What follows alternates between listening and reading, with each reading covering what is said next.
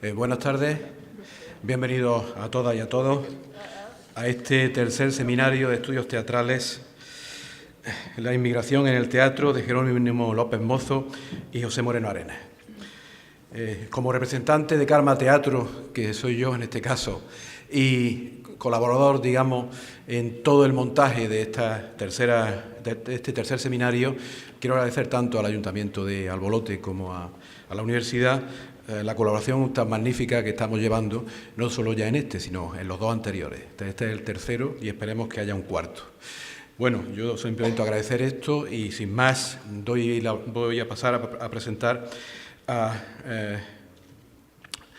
don Francisco Linares, que es el representante de la Universidad de Granada, que va a decirnos también unas pequeñas palabras.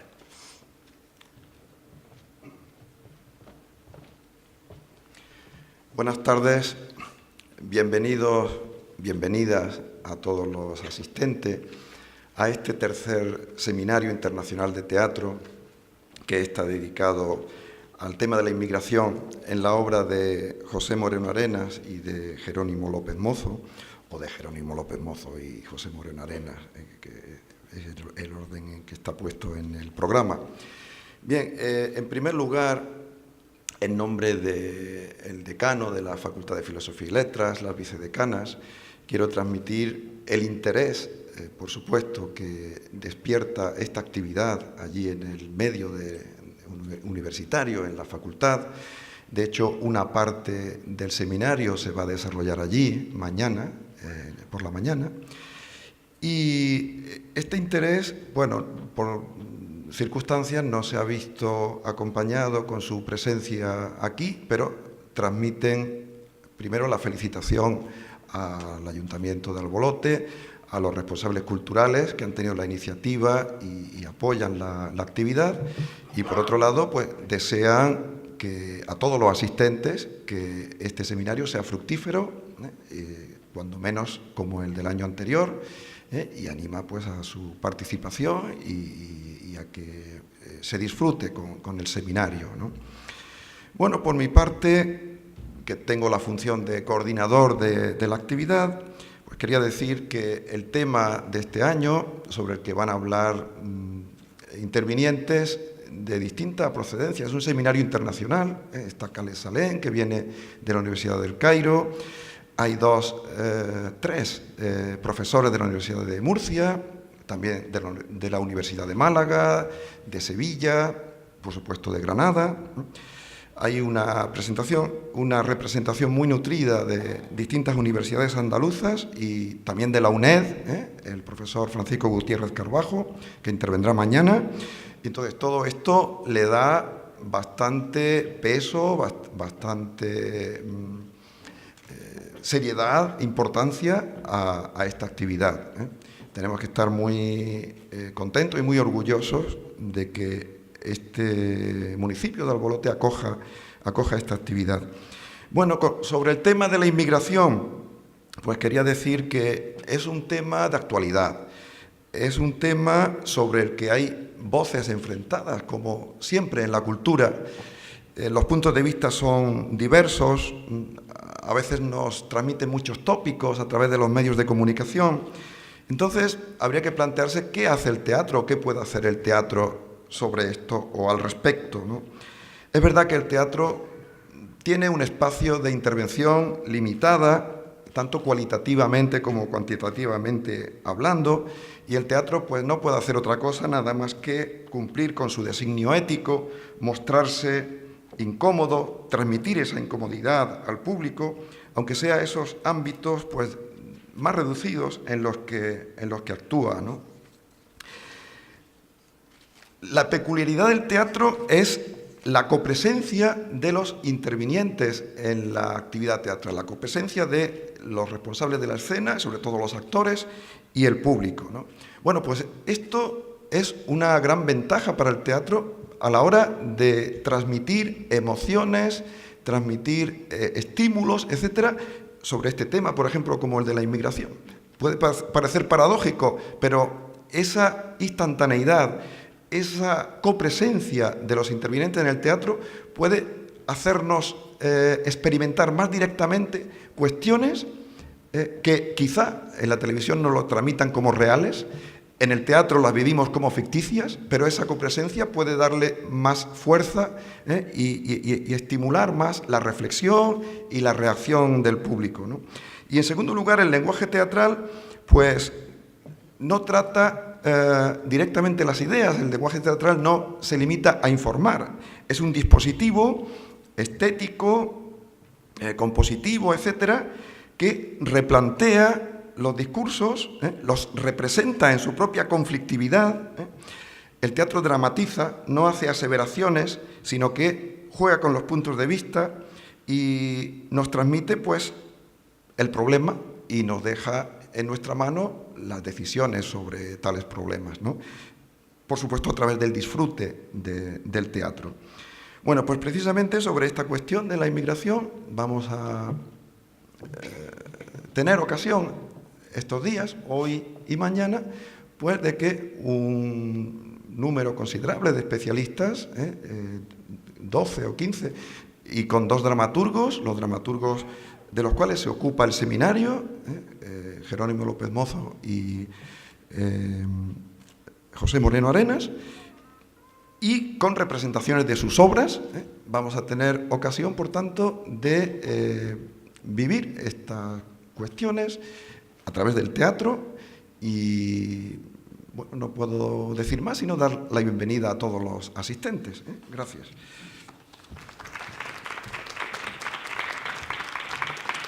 A continuación va a intervenir por el Ayuntamiento de Albolote Lidia Milena, concejal de Cultura.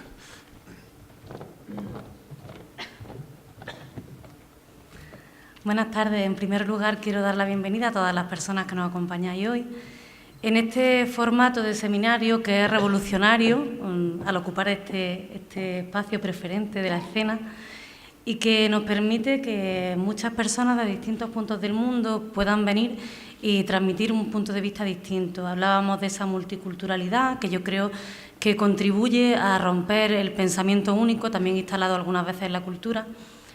Y por mi parte, desearos que tengáis una buena jornada de trabajo esta tarde y solamente una apreciación lingüística, y es que en los momentos en los que nos encontramos, quizás yo creo que el término migración en sí mismo sería más global y abarcaría más edades o más espacios, porque en la sociedad que nos ha tocado vivir en este momento, no solo la migración viene a través de las barcas, sino que muchas de las personas jóvenes se ven obligadas a migrar a otros países para tener mejores oportunidades laborales y de vida. Con lo cual, bueno, yo lo dejo ahí, esa apreciación, y nada más, desearos, como decía, que paséis un rato agradable.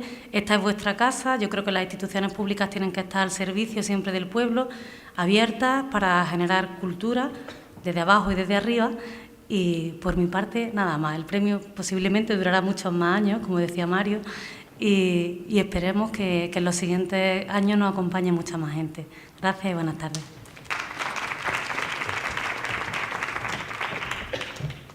José Moreno Arenas va a dirigirnos un comentario.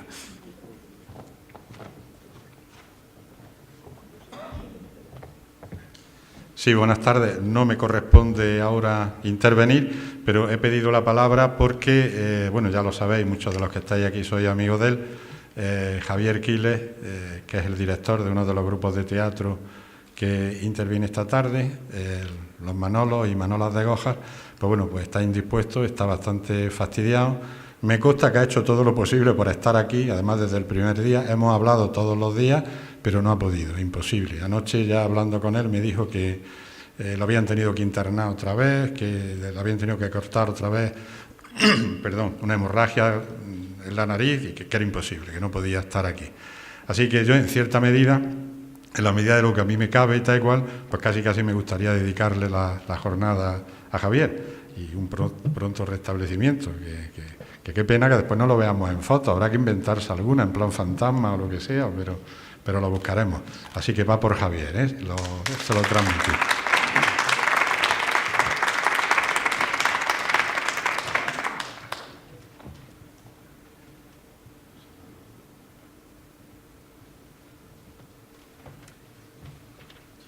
Bueno, la primera intervención de esta tarde, la que va a inaugurar la serie de ponencias de la tarde, va a ser la de don Rafael Ruiz Pleguezuelos. Se va a hacer un cambio en el orden por exigencias que responden pues, a cuestiones de desplazamiento de los intervinientes, etcétera. Y entonces la primera intervención va a ser la de don Rafael Ruiz Pleguezuelos.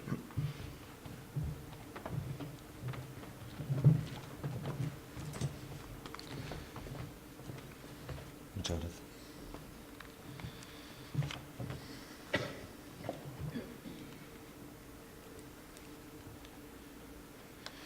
Pues muy buenas tardes a todos. Muchas gracias por estar aquí. En primer lugar, por supuesto, gracias a la organización, al propio Pepe, a Francisco Linares, por darme la oportunidad de estar aquí, de hablarle hoy sobre el teatro de estos dos autores a los que admiro. No es un artículo, un artículo de currículum o un artículo de algún cierto compromiso. En lo que se busca fundamentalmente es disfrutar y compartir cuánto he disfrutado ambos autores. Además, don Francisco Linares fue mi profesor. Es algo que digo cada vez que estamos juntos, pero fue mi profesor de filología, de crítica literaria en la Universidad de Granada, y bueno, pues el agradecimiento de estar aquí compartiendo un artículo o compartiendo una serie de ideas sobre teatro, pues obviamente uno siempre lo debe a las personas que le han formado y que le han hecho como filólogo, como pues bueno, lo que uno ha aprendido de lo que ellos también han sabido hacer. El nombre de la comunicación que traigo y de lo que quería compartir con ustedes esta tarde es A golpes con el estereotipo, notas sobre la construcción de personajes en el teatro breve de López Mozo y Moreno Arenas. En el programa en principio puse A golpes con el arquetipo y después me arrepentí cuando ya estaba todo hecho, y quizás sería un poco algo interesante incluso de compartir esa cuestión entre estereotipo y arquetipo, ¿no? ¿Por qué este tema? Y un poco a mí me gusta cuando se presenta un artículo el ser capaz de definir ¿por qué tira uno por un camino y por otro? ¿Por qué uno opta por algo? Cuando vi cuál era la temática general de las charlas y del seminario que se iba a organizar, pues lo vi realmente fácil en el sentido de que eran unos autores que tenían una obra en la que trabajar eso resultaba realmente sencillo, porque era una de las muestras más poderosas que yo había leído en un momento en el que ha habido una especie de... Ellos iniciaron con textos muy buenos, un acercamiento a los prejuicios, un acercamiento a esa imagen que nos creamos, y además como nos la creamos muy deprisa, por algo que ahora comentaré, y que por ejemplo Eileen Doll en algunos de los artículos recogía muy bien, y es como la transición del pueblo español de emigrado o de emigrante, de población emigrante a población que recibe, pues yo creo que también ha forzado, ¿verdad?, el que no sepamos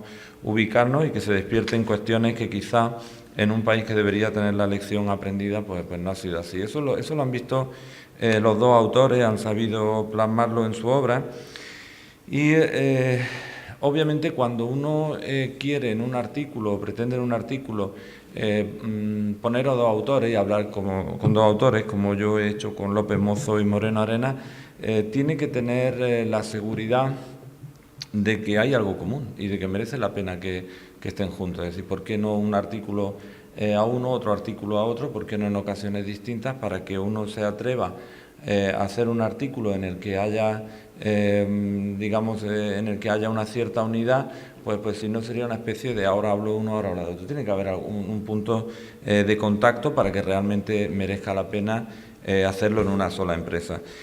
Y desde el principio, desde la mera lectura, sin ningún tipo de idea para ofrecer un artículo, sino simplemente cuando yo di con esta obra, pues lo que más me impactó era cómo podían tener una capacidad para universalizar, y para esto que yo he puesto en el título como golpear con el estereotipo. Esa capacidad de dejar el personaje digamos, en las cualidades obvias y sin embargo que resulte muy personal, que resulte el trabajo de un dramaturgo y que resulte algo único y además en lo que nos reconocemos. Y esa era la pericia que yo había encontrado tanto en López Mozo como en Moreno Arenas. Saber pretender con unos materiales que pueden ser escuchados, que pueden ser recogidos de manera general, que pueden encontrarse en cualquier esquina, saber hacer una obra que fuera significativa, no solamente en un aspecto de denuncia o en un aspecto, digamos, de hacer ver una realidad y de presentar al espectador una realidad, sino que también funcionen bien dramatúrgicamente, que tengan, que no sean, digamos, piezas panfletarias o piezas que simplemente intentan demostrar una realidad, sino que también funcionen como buen teatro. Me daba alegría oírlo en las presentaciones que se han realizado, la cuestión de que verdaderamente el teatro quizá es el enfrentamiento que nos da una realidad más cercana, es quizá el espacio literario en el que el hombre se encuentra más con su semejante. En Internet circulan todo tipo de tonterías, como ustedes saben, pero una de las que leí que me llamó mucho la atención era eso cuando estuvo tan de moda la triple dimensión, cuádruple dimensión, todas estas historias con Avatar en el cine y todo esto, pues alguien escribió que si seguían trabajando esto de la tercera dimensión y cada vez más real a real, iban a acabar inventando el teatro, ¿no? Era lo que de alguna forma leí y me llamó. Entonces, es cierto que el teatro tiene en su tradición esa unión especial con el presente, con sus problemas, con sus oportunidades. Ellos, los autores, han sabido entenderlo, han sabido aprovecharlo y hacer digamos, algo especialmente humano y, como digo, que no cae ni en lo panfletario, sino que tiene un tono suficientemente universal, que es lo que hace, por otra parte, que una obra no envejezca. Por tanto, le interesa a ambos jugar con el estereotipo, crear ese personaje que nosotros ya conocemos y que todos tenemos en algún lugar de la memoria, y dejando que sea el espectador el que se ocupe de las ideas particulares. Las ideas particulares son algo que nosotros creamos porque ellos lo que te ofrecen es, como digo, el choque con el estereotipo. Nosotros tenemos que tener en cuenta además que lo que ocupa el artículo y lo que ocupa en la obra de los autores que después voy a presentar es uno de los temas más candentes y más relevantes con los que se enfrenta la sociedad española. Como decía al principio, una sociedad que pasa de emigrar, y ahora volvemos a eso y es algo que está en nuestra realidad, a recibir. Esa doble condición de persona que lo realiza y que digamos lo recibe es quizás lo que ha hecho que se hagan en una atmósfera más extraña, además en un periodo de tiempo muy corto. La tradición anglosajona lleva mucha ventaja con respecto a la española, y ahora me refiero a la crítica literaria y me refiero al tratamiento de la literatura, en esos estudios sobre el otro, y por la relevancia y la auténtica tradición que hay en los trabajos coloniales y sobre todo los trabajos de descifrar la literatura postcolonial, ¿no? Desde los trabajos inmensos que se han hecho dirigidos al corazón de las tinieblas, por ejemplo, a esa maravilla de Joseph Conrad, desde unos libros como Orientalismo de Edward Said, que sacudieron tanto los pilares de la crítica y de cómo se veían los textos y cómo, en definitiva, cómo se veía ese otro que puede ser de color, ese otro que puede tener una religión distinta. Pues el español, y con contadas excepciones y excepciones muy notables, pues la verdad es que era una tradición crítica que se había quedado bastante relegada, entre otras cosas porque había, digamos, el teatro quizás el que más se ha enfrentado al problema, y otros géneros han sido algo más perezosos al entrar en esto. Entonces, ¿cuál es el gran punto común que yo había encontrado entre ambos autores? Enfrentar al espectador con la imagen, con el estereotipo. A Jerónimo López Mozo, en mi opinión, le interesa sobre todo no solamente ese prejuicio que puede tener el español, sino también lo que yo he llamado aquí en el artículo los prejuicios sistémicos, ¿no? Esta idea de que el prejuicio se va rodeando por medio de la política, y es algo que está muy presente en la obra, se va rodeando de barreras, de instrumentos externos que hagan posible que ese prejuicio se mantenga y sobre todo que son mecanismos de defensa que se van creando al respecto. A Moreno Arenas le interesa de manera fundamental el individual, el que tiene que ver de persona a persona, el que se transmite de una persona a otra. Los personajes con mucha frecuencia de los artículos, perdón, de las piezas cortas más señalables en este aspecto, están transmitiéndole al otro, incluso al otro que no está ahí, como en el caso de la playa, le están transmitiendo esos prejuicios y además prácticamente están como si tuviera una especie de plaza pública en la que lo están desplegando, mientras que en Jerónimo López Mozo normalmente lo que se hace es una doble división, una división de enfrentamientos de una parte y la otra, quizá más cercano a esa idea de lo uno y lo otro que tanta fuerza tiene en la tradición anglosajona. Lo que se veía, por ejemplo, en la tradición cognitiva de la crítica literaria es contemplar el racismo como ese prejuicio psicológico que puede ser medido con escalas basadas en la actitud del individuo. Y eso es lo que estos dramaturgos notan muy bien y saben encontrar muy bien. Ver esta especie de escala, en qué momento, digamos, o a qué nivel esa persona está cargada de una actitud que pueda ser negativa hacia el que viene a buscar trabajo, hacia el que de alguna manera se entiende que puede quitarte tu trabajo, puede quitarte tu tierra, etc. Las ideas que no buscan tanto lo cognitivo, sino lo constructivista, las que tienen que ver con una vez que los textos están realizados y que ya están que se pueden evaluar de manera muy práctica, sí que se detienen más en los objetos construidos del discurso, es decir, en aquello que queda en la lengua y aquello la manera en que la lengua la refleja.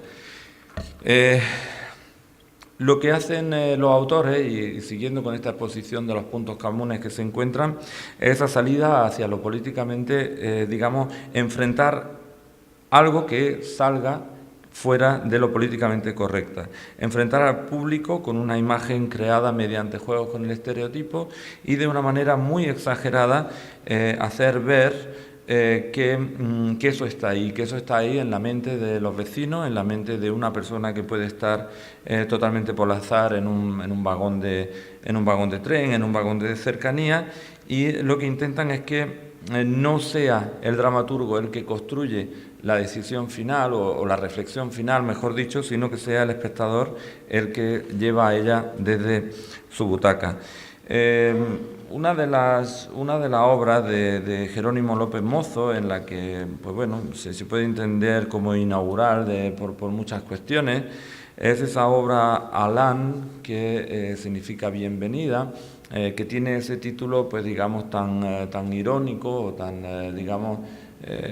con una especie de ironía triste, y un texto que me van a permitir que el leer textos en público es más una cuestión para un artículo, para que uno lo saboree o para que sea representado, pero me van a permitir que de cada autor lea al menos lo que yo entendía que es el cuerpo total del artículo y aquello que mejor refleja el trabajo de ellos sobre estos temas, ¿no? Entonces en Alán hay un parlamento en el que uno de los políticos que en ese momento están decidiendo la posible construcción de un túnel que una Europa con América, dice algo que me impactó mucho y que me parece una joya que compartir aquí en esta tarde en la que estamos hablando del tratamiento de la inmigración en estos autores.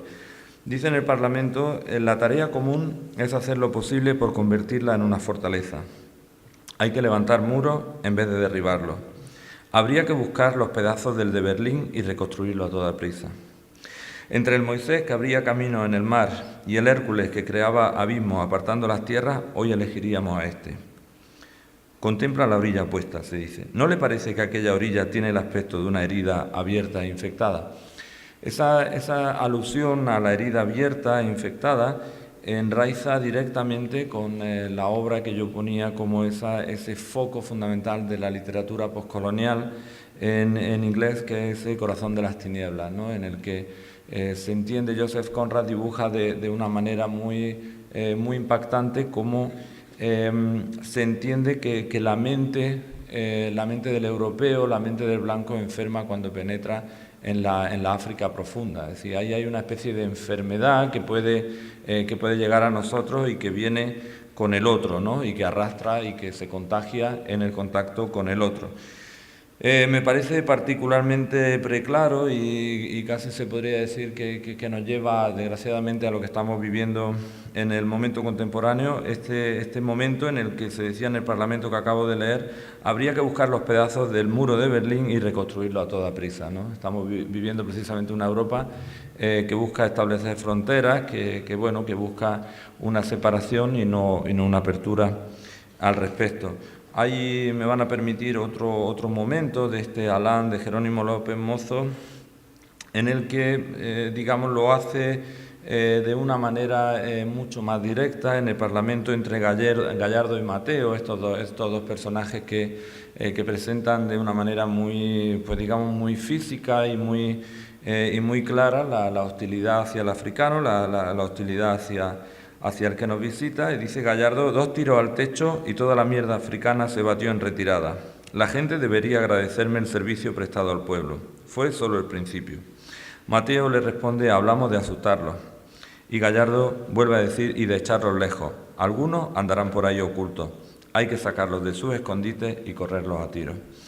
Lo que hacen, como ven, o lo que hace el autor es, de una manera lo más directa posible, sin filtro, mostrar al espectador lo que se piensa, lo que se hace y lo que de alguna forma puede llegar a ocurrir, o digamos, esa idea de pensar que no existe la imposibilidad, que la imposibilidad puede hacerse presente.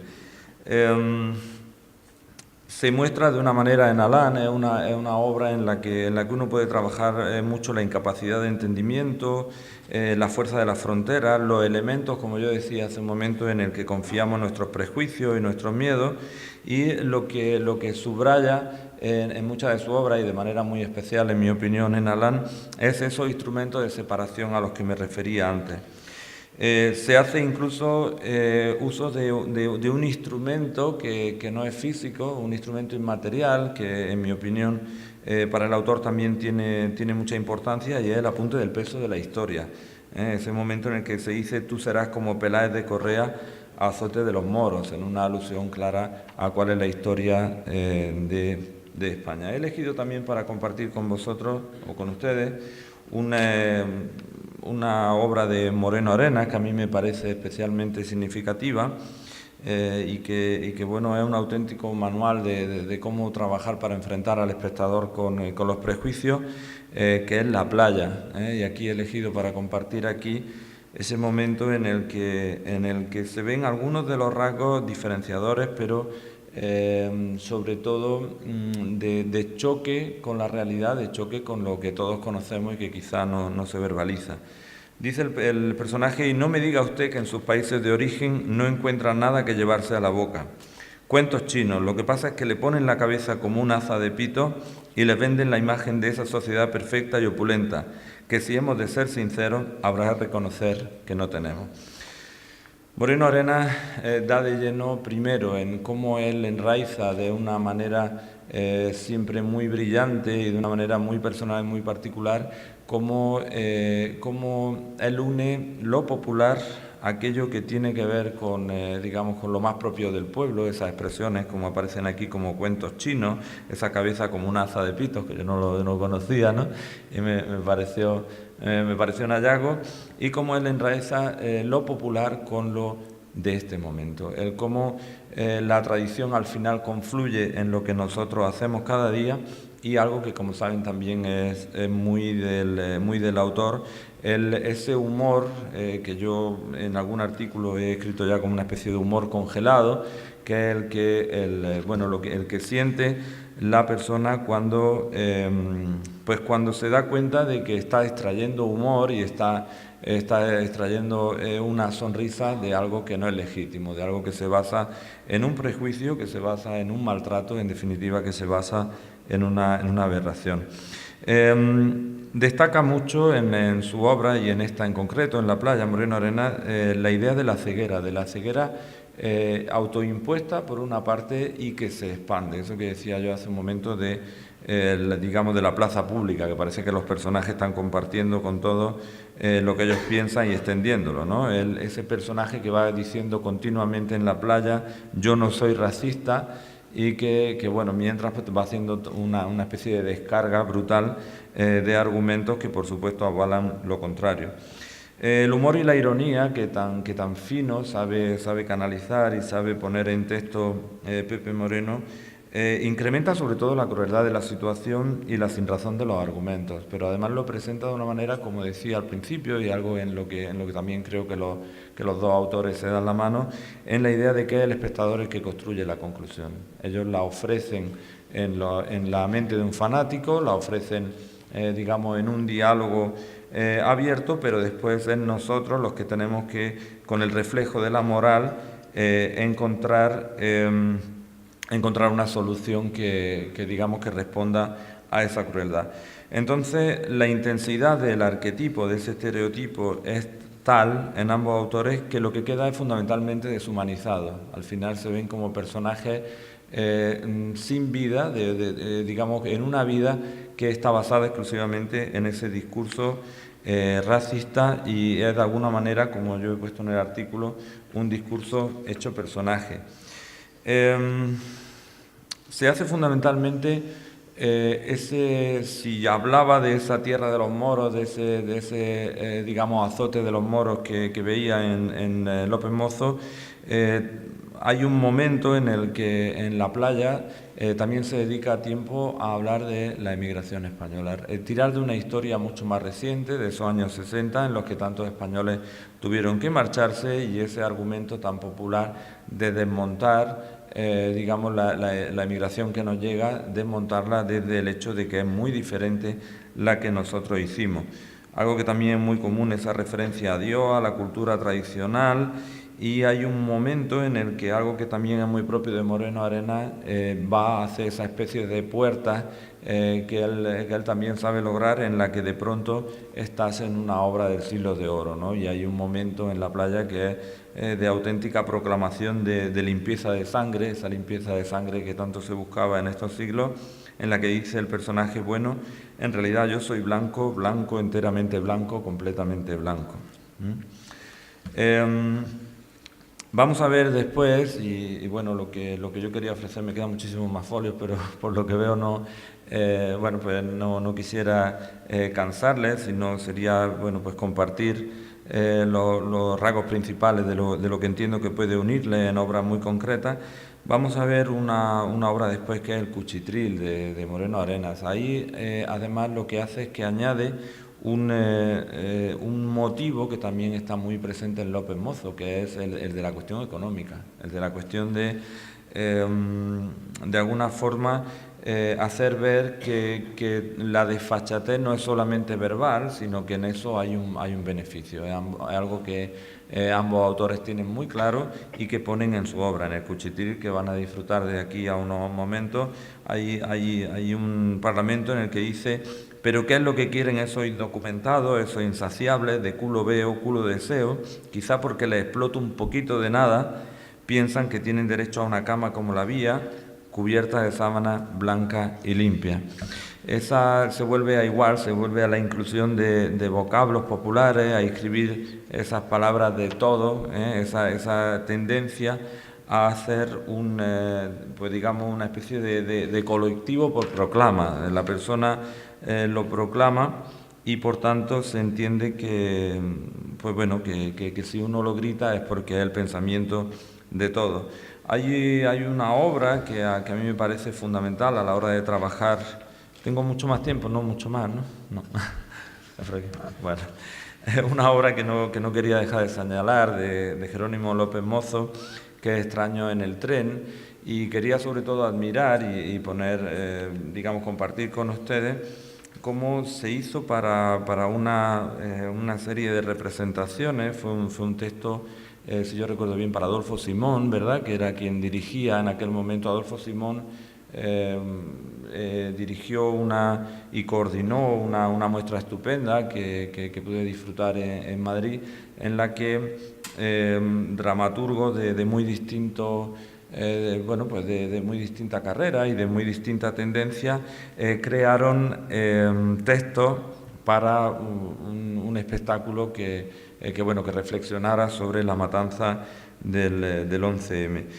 Lo que a mí me impactó mucho de la obra Extraño en el tren, que llamó Jerónimo López Mozo, es cómo consigue crear, precisamente por esa división, esos parlamentos divididos, esos parlamentos alejados, que parece que uno mira al opuesto de otro, una atmósfera atemporal, universal, y cómo pudo, en un momento en el que el español y en el que autores, cualquier persona de a pie estaba pues tan confusa y con la idea, digamos, tan, pues yo qué sé, después de una tragedia así, con las ideas tan poco claras, crear una atmósfera atemporal, universal, a partir de un suceso tan concreto, tan grabado en la fecha y obviamente tan triste. No me alargo más. Muchísimas gracias y doy paso, me imagino, al montaje del Cuchitril, ¿verdad? Muy bien, pues muchas gracias.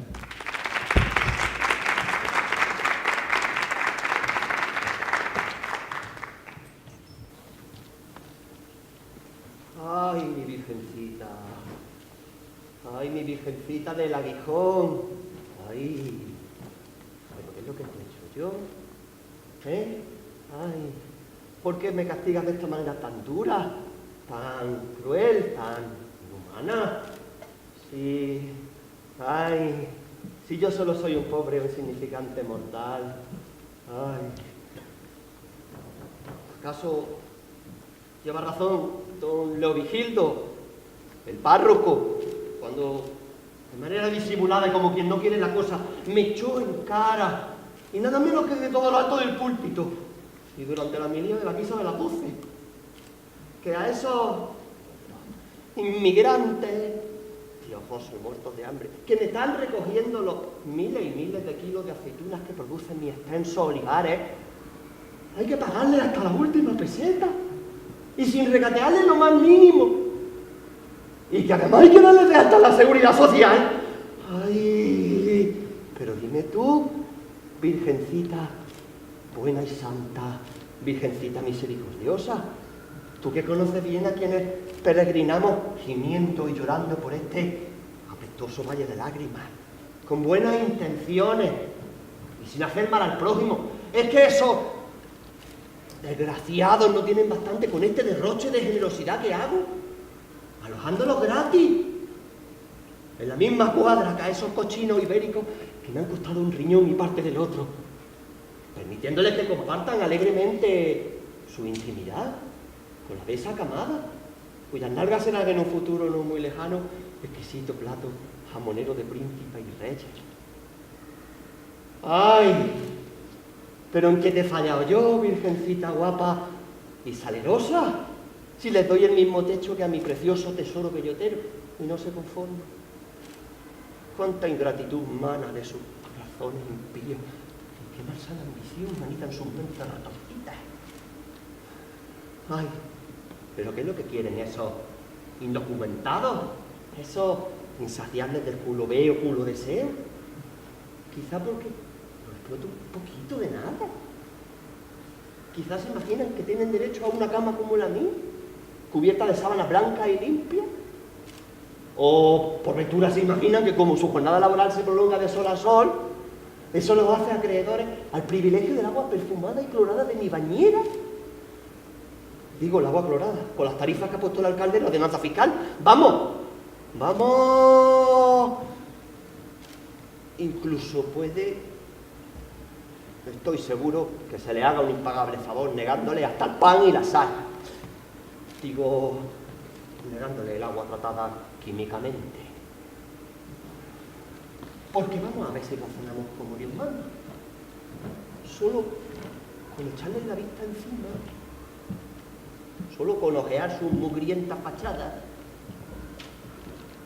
que me dio la tarjeta de visita, y sin necesidad de profundizar una relación de hola y adioses, resulta evidente que sus madres los parirían en pocilga.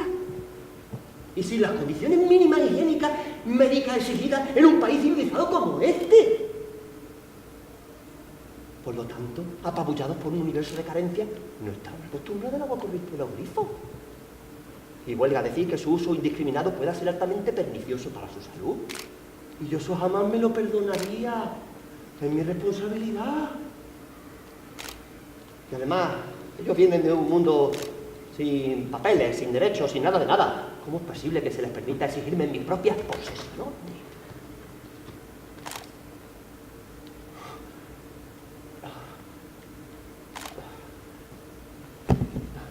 De acuerdo.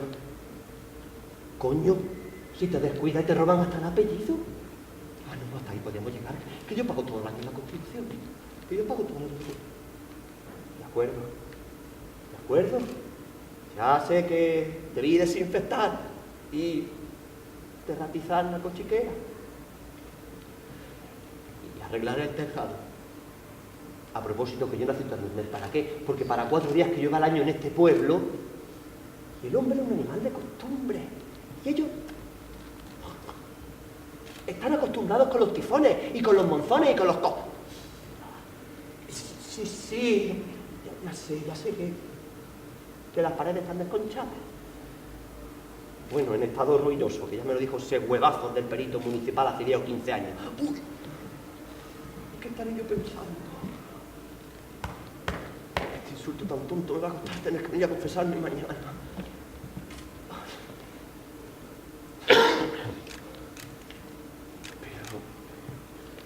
Pero mi hacienda tampoco es la casa de la caridad, de las hermanitas de los pobres. ¿Comprendes tú también eso? Sí que es un gasto tan innecesario como inútil. Y sobre todo supone hacer un pésimo negocio con ese dinerillo que, como una hormiguita, tanto me ha costado ahorrar. Con el esfuerzo pecaminoso y la ambición desenfrenada de los demás.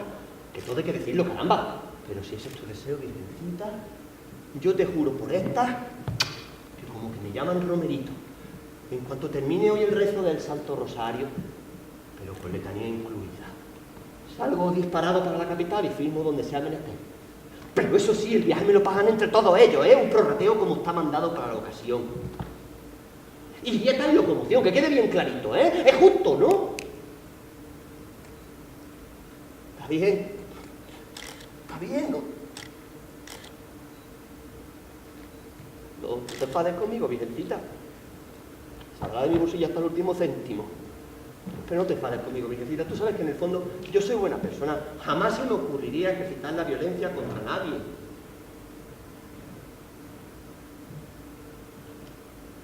Y llamaré a ese huevazo y buscaré al aparejador del ayuntamiento para rehabilitar, naturalmente con alguna subvención a fondo perdido o alguna ayuda de libre disposición de mi amiguete el diputado. Esa cochambrosa edificación, ese cuchitril de mierda, donde doy cobija a los cerdos. ¡Uy! Todo se ha dicho sin ánimo de ofender, Lo que cuesta ganarse el cielo, joder.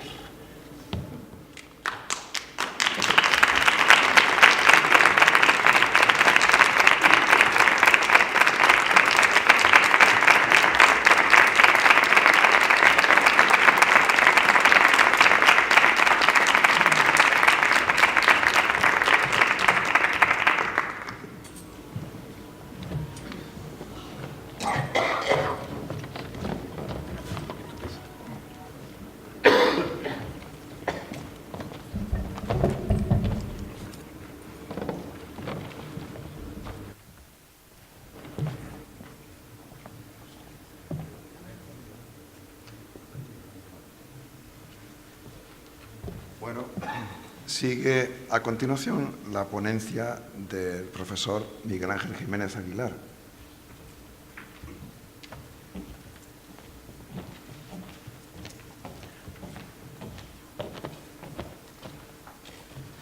Bueno, buenas tardes a todos.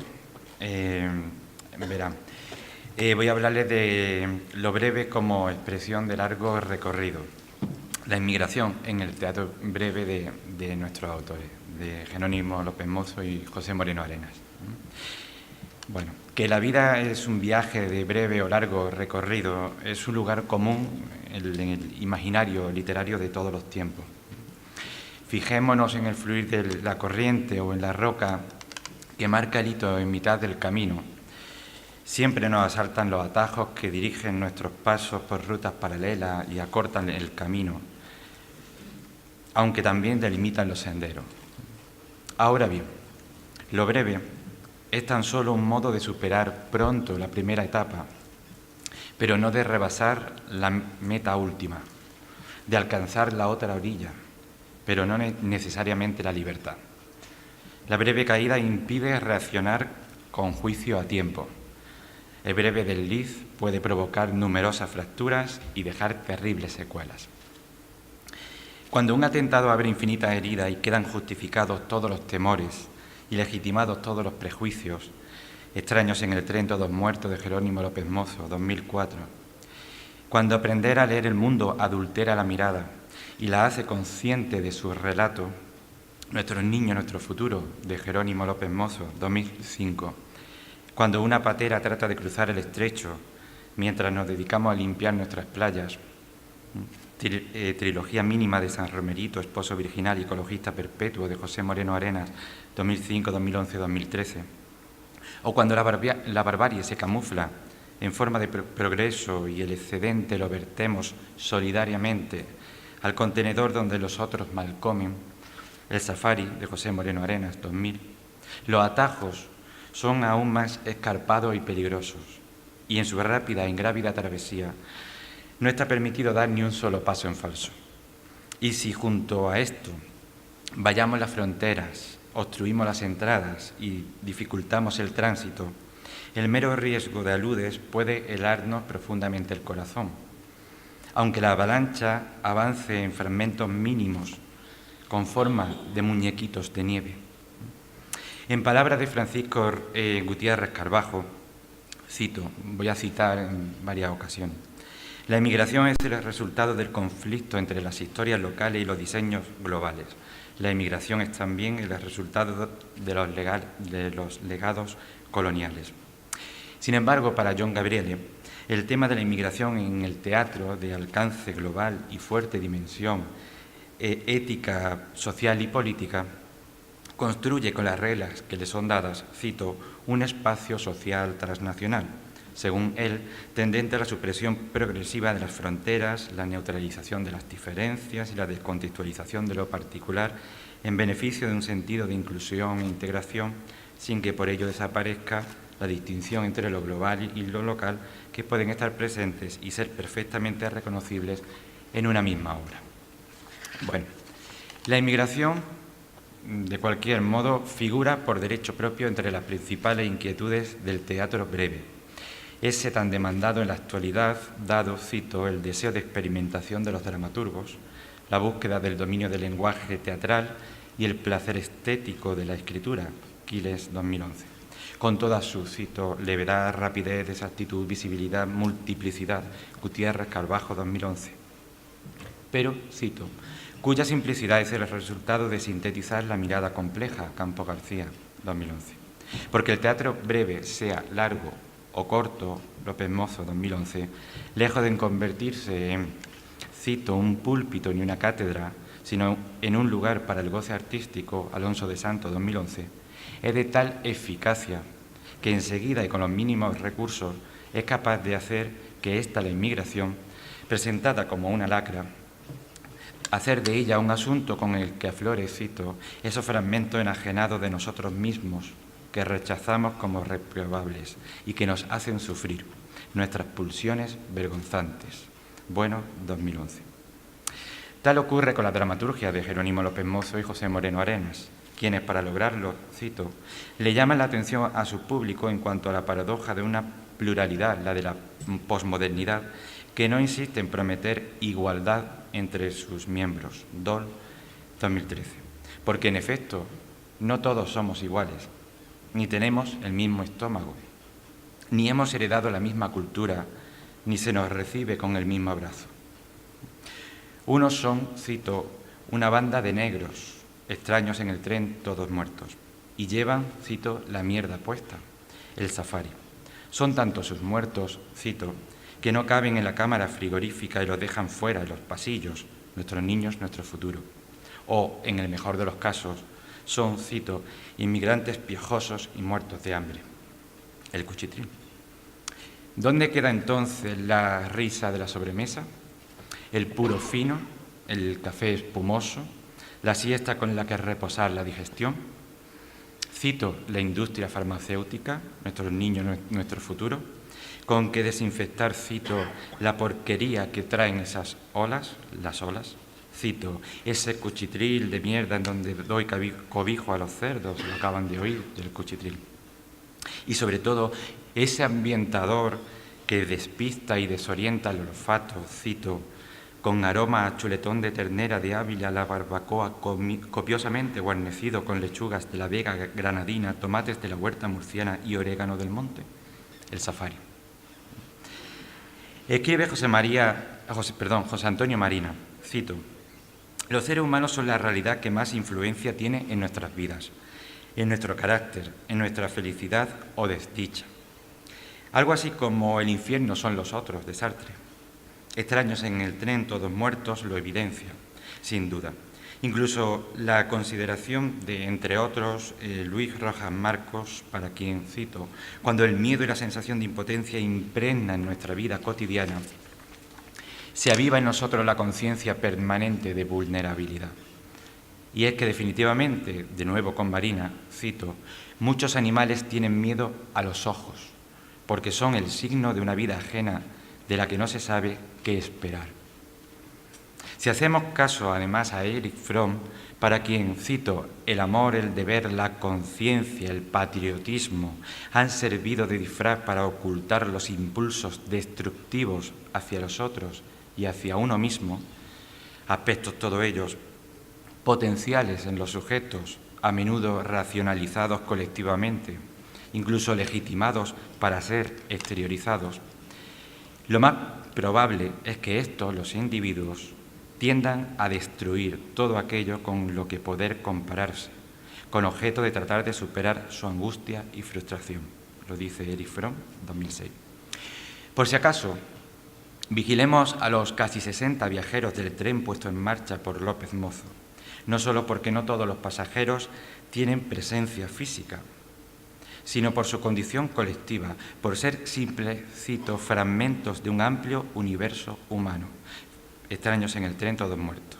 Y desde el anonimato, todos formamos parte de una realidad cubista para el dramaturgo y en cualquier momento podemos subirnos a esa o cualquier otra máquina similar.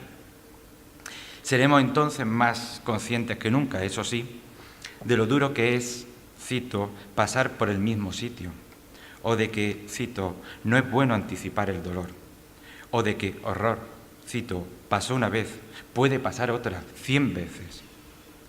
¿Oyen lo que dice esa voz? ¿La oyen? Cito, ¿y si fuera mi último cigarrillo?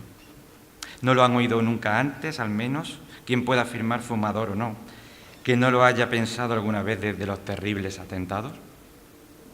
Me llama la atención el personaje sospechoso, su visibilidad sin apenas llamar la atención, siendo, como es, cito, un hombre normal.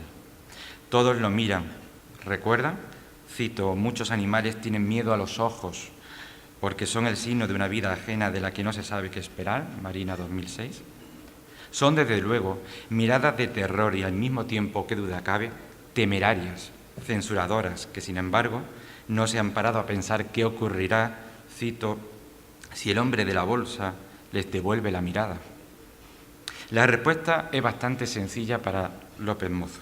Cito, todos oyen un tic-tac que solo existe en sus cabezas.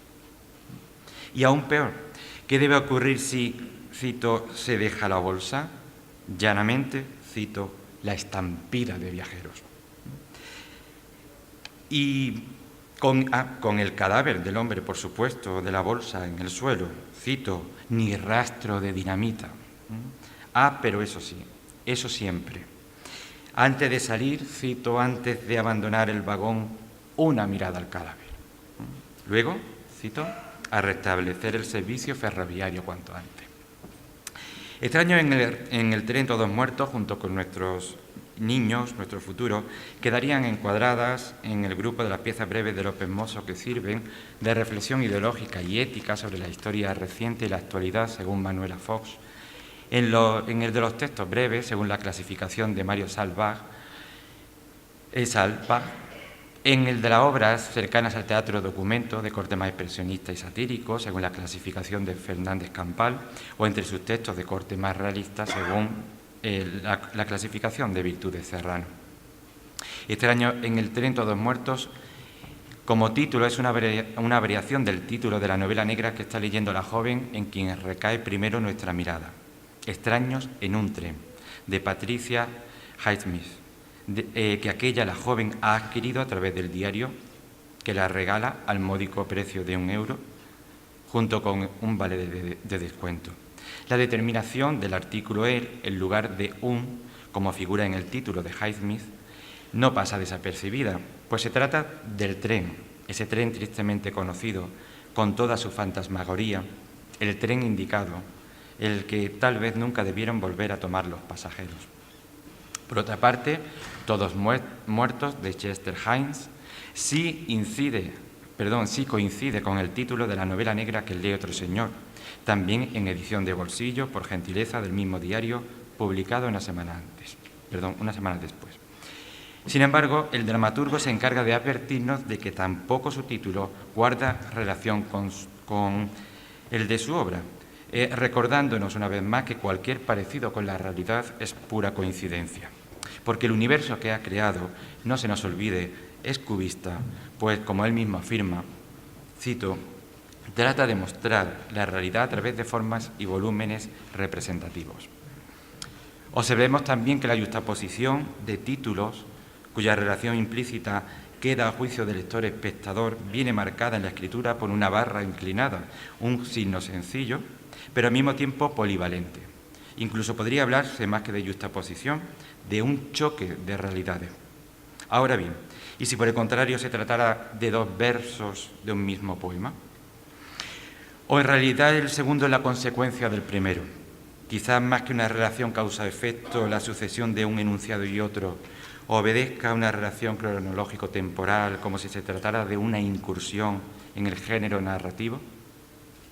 Desde el punto de vista semántico, el término extraños parece tener reminiscencias camusianas. Todos, incluido usted y yo, es un pronombre indefinido, inclusivo, que en relación con su antecedente nos afecta como lectores, espectadores. Asimismo, muertos, cantor, pone el ojo, su punto de mira en diversas direcciones, potenciales, presumibles víctimas, pero también ciegos ante la barbarie, desatentos, desprevenidos. Y desde un punto de vista técnico-formal, dado que Extraños en el tren Todos Muertos, para Eileen Doll, cito, consiste en una serie de acotaciones sugerentes pero indefinidas y fragmentos de conversaciones, pensamientos en voz alta y pensamientos silenciosos, la pieza es, para ella, casi una narración, pero a la vez se parece mucho, considera, a los happenings de López Mozo de los 70. Sin embargo, para John Gabriele, además, es una sinfonía de voces. Los elementos hábilmente seleccionados por el dramaturgo, de rabiosa cotidianeidad, no son fruto del capricho del autor, sino que más bien éste se erige en la obra como un demiurgo, un narrador omnisciente y juicioso capaz de establecer analogías entre realidades perceptibles, como la referencia a una misma colección de novelas que leen ambos personajes, y entre signos fatales, interpretables solo desde una mente fenomenológica, como la que parece que han desarrollado los viajeros. El miedo, definido como un fenómeno psicológico consistente en la perturbación del ánimo ante la conciencia de peligro, de riesgo, peligro, daño, tiene su manifestación en diferentes formas de reacción, según la intensidad con que se produzca. De un lado, la respuesta puede ser la huida, de otro, de inmovilidad o impasibilidad. Incluso puede que el sujeto desarrolle un proceso de adaptación, de mímesis o camuflaje, etcétera, etcétera. En fin, la teorización en torno al miedo y la fobia es larga, puede incluso que sea ardua. Si quieren, sigo resumiéndosela. Pero lo cierto es que en Jerónimo López Mozo las consecuencias de esa patología social se palpan en cada aspiración, expiración, como un buen maestro de la pulsión vital humana. Jerónimo López Mozo como José Moreno Arenas, tanto monta.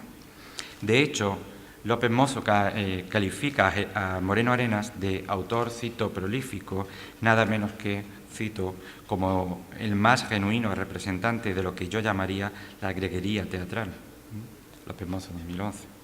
Por ejemplo, cito, me gustaría poder erradicar del mundo la lacra del racismo.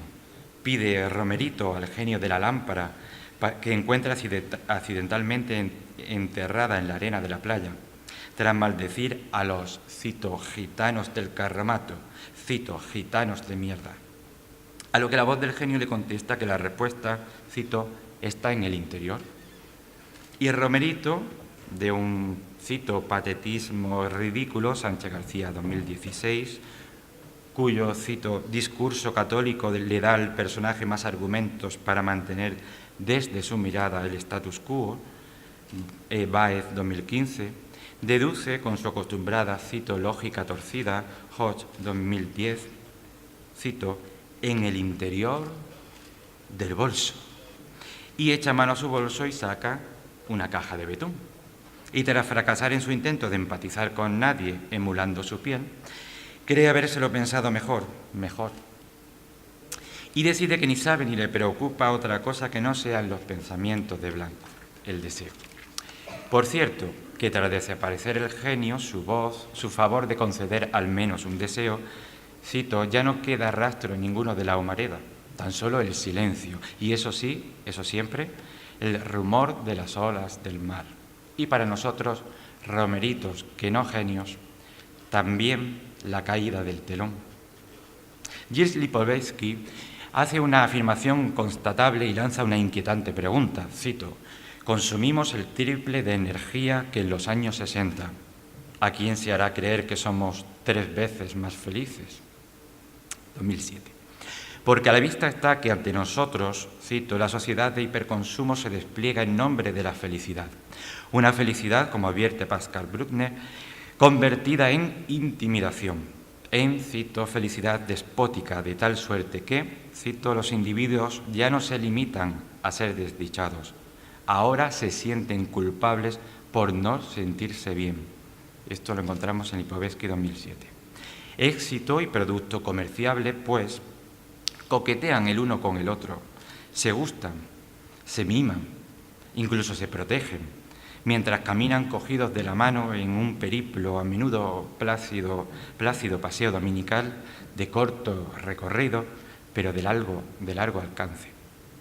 Bien lo saben el hombre y la mujer del safari, en palabras de Alfredo Méndez Moya, cito, alegoría de la invasión del mundo civilizado en el virginal de una selva. Cito, qué carrocería más maravillosa, qué técnica más depurada, qué gozada de conducción, exclama el primero, el hombre, masculino, singular. Pero, lejos de hacernos la pregunta de quién conduce a quién, veamos a este señor, a este gentleman, como lo que es un homo félix, incapaz, eso sí, de superar su adicción al goce inútil, aparente, superficial. Homo félix y exe homo, al mismo tiempo, cito, culpable, pueril, contradictorio. Y sin embargo, que nadie piense que es suya la culpa, ni siquiera de la tierra. Cito, la principal preocupación y la única que debe haber es vivir felices. Definitivamente este hombre, nuestro hombre, ha leído atentamente a François-Marie Arouet, más conocido como Voltaire. Lipovetsky, 2007. ¿Y nuestro entrañable Romerito habrá leído a Lipovetsky? ¿O lo leerá alguna vez en su vida? ¿Habrá reflexionado en algún momento con Lyotard sobre el abandono de cualquier pretensión ética o política por parte de nuestra cultura? Para Gutiérrez Carbajo, 2016, desde luego, Moreno Arenas se empeña en evidenciar este mal, la falta de ética y política en nuestra cultura, y lo denuncia en su teatro, porque Romerito, ese yo, cito, por el que transitan numerosos yoes, Gutiérrez 2016, tiene conciencia de un yo que piensa el mundo con justicia, solo que nunca se planteará el concepto de justicia. Por cierto, innegable de nuevo el carácter jurista del teatro de Moreno Arenas. En definitiva y como conclusión, vemos que lo breve, en efecto, sirve como expresión de largo recorrido en el teatro de Jerónimo López Mozo y José Moreno Arenas. Sobre todo si de lo que se trata es de radiografiar un tema en realidad tan poco peregrino como el de la inmigración. Un teatro, por cierto, que una vez más, en términos de Gutiérrez Carbajo 2016, cito, se convierte en notario o testigo de esa realidad. Un teatro, para nosotros, que a pesar de su brevedad no es ningún atajo. Muchas gracias.